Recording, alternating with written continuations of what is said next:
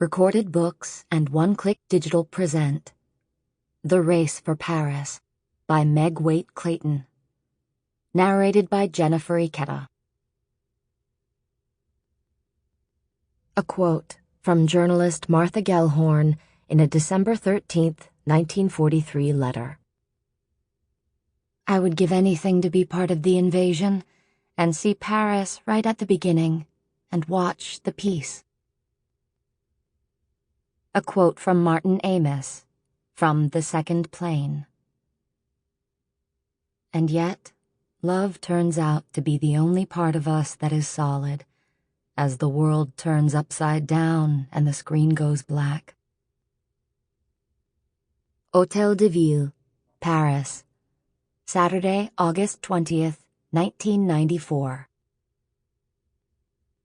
A quote from photojournalist Dorothea Lange. Every image he sees, every photograph he takes, becomes, in a sense, a self-portrait. The moon over the Hôtel de Ville hangs as round and golden as a sea ration can to complete this fairy tale setting. The clock in the tower striking the half-hour.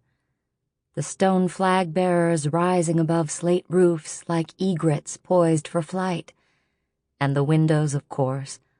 All those windows leaving guests trying to remember which one exactly de Gaulle addressed us from.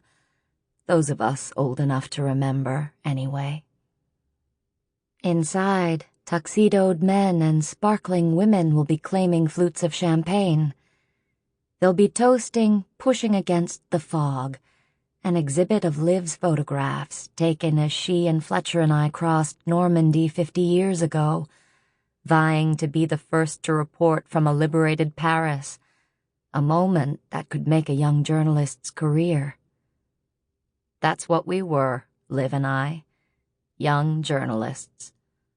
Before the war, I was a typist at the Nashville Banner, and Liv was in school.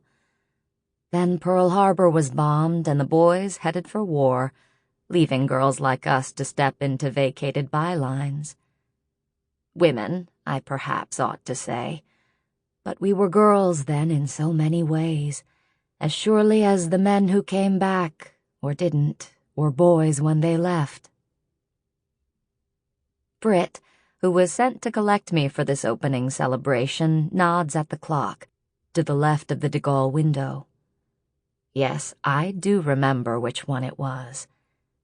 With my good hand, I smooth a wrinkle in her red silk sheath, vintage they call it now, as a tour boat passes behind us on the Seine.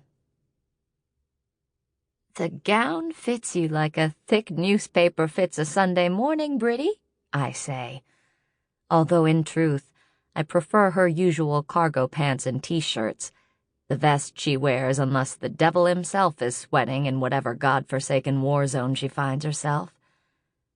On impulse, I unhook my necklace, a lonely emerald in a circle of diamonds.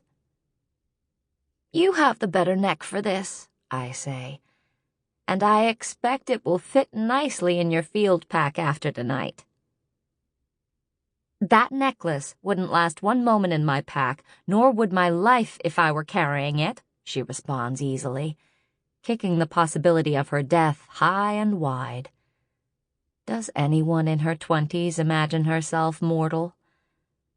In her 20s, as Liv and I were when we met, Liv barely 21, and me just a year older.